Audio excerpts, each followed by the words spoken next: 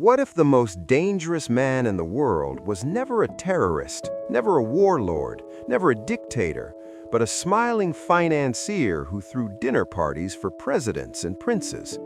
What if his real weapon was not a gun, but a camera hidden in a bedroom, pointed at the most powerful people on Earth? That man was Jeffrey Epstein. And even in death, he continues to shake governments, destroy reputations, and haunt the corridors of global power. Jeffrey Edward Epstein was born on January 20th, 1953 in Brooklyn, New York, into a modest working-class family. His father worked for the New York City Parks Department, and there was nothing in his early life that hinted at the extraordinary and extraordinarily dark path ahead. Despite never finishing college, his sharp intellect landed him a teaching job at Manhattan's elite Dalton School, where he began networking with some of New York's wealthiest families. That connection opened the door to Bear Stearns Investment Bank, and his financial career was born. Epstein's wealth remains one of history's great mysteries. He claimed to manage money exclusively for billionaires, but beyond Leslie Wexner, founder of L Brands, no real clients were ever publicly identified. His firm was secretive, his financial records deliberately obscure. Many investigators believe his true business was blackmail, luring powerful men into sexual encounters with underage girls, secretly filming them, and using that footage as leverage to extract money, influence, and protection for decades. His lifestyle was obscenely lavish.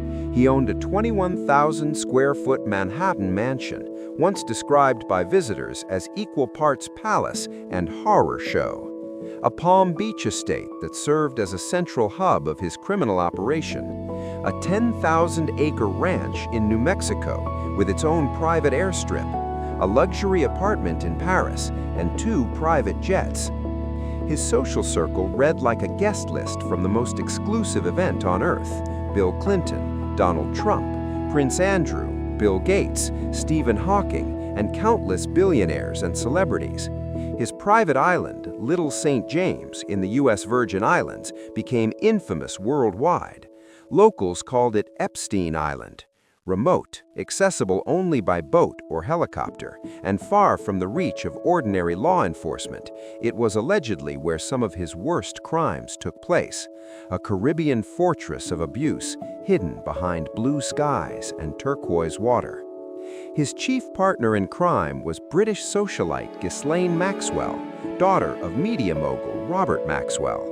She was Epstein's girlfriend, fixer, and recruiter, the woman who allegedly approached vulnerable young girls, often from disadvantaged backgrounds, with promises of money and opportunity, and then groomed them into sexual exploitation. Maxwell was arrested in 2020, convicted by a federal jury in December 2021, and sentenced to 20 years in federal prison. She continues to deny all wrongdoing. Epstein was first investigated in 2005 by Palm Beach police after a parent raised the alarm. Despite overwhelming evidence and dozens of identified victims, he received a stunning sweetheart deal in 2007, escaping federal charges entirely and serving only 13 months in county jail, with the privilege of leaving the facility for 12 hours a day on work release. The deal, secretly negotiated by then U.S. Attorney Alex Acosta without notifying victims, likely a violation of federal law, became one of the most controversial legal arrangements in American history. Acosta later became Trump's Secretary of Labor before being forced to resign in 2019 when the deal came under renewed scrutiny. He was rearrested in July 2019 on federal sex trafficking charges in New York. Prosecutors this time were determined to proceed, but weeks later, on August 10, 2019, Epstein was found dead in his cell at the Metropolitan Correctional Center in Manhattan. The official ruling was suicide by hanging, but the circumstances were deeply suspicious. The 2 guards assigned to him had both allegedly fallen asleep. Security cameras on his unit were malfunctioning or not recording. He had been taken off suicide watch just days earlier, despite a prior incident, and his cellmate had been transferred, leaving him alone. Independent forensic pathologist Dr. Michael Baden, hired by Epstein's brother, concluded that the pattern of fractures in his neck was far more consistent with homicidal strangulation than with suicide. The question of murder versus suicide remains officially unresolved to this day and may never be answered. In November 2025, the U.S. Congress passed the Epstein Files Transparency Act, which President Trump signed into law. It required the Justice Department to release all Epstein-related documents by December 2025. The initial release was met with fury. Victims' advocates and lawmakers from both parties blasted the government for extensive redactions and deliberate delays. Then, on January 30th, 2026, a second massive release dropped. Over 3 million pages of documents, 2,000 videos, and 180,000 images. The world has not stopped reacting since. Prince Andrew was arrested in February 2026 on allegations linked to his relationship with Epstein. UK Ambassador to the United States, Peter Mandelson, was arrested days later on suspicion of sharing sensitive government trade documents with Epstein. Billionaire Tom Pritzker resigned as executive chairman of Hyatt Hotels after emails revealed years of socializing with Epstein and Maxwell after Epstein's 2008 conviction. France opened a criminal investigation into former culture minister Jack Lang. Norway's crown princess Mette Marit faced public scandal after hundreds of emails with Epstein were revealed.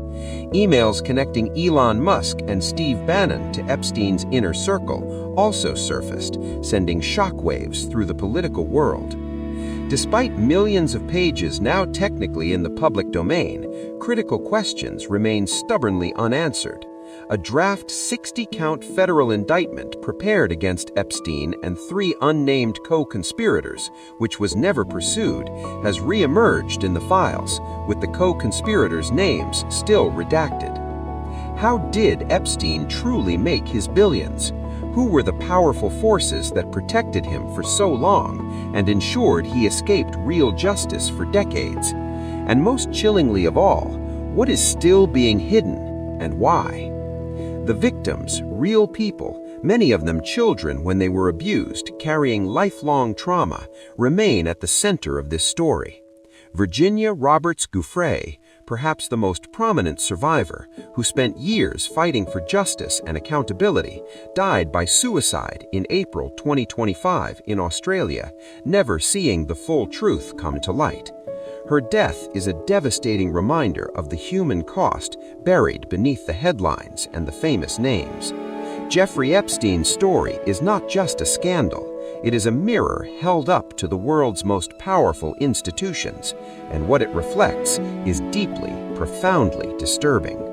In 2026, the world is still looking.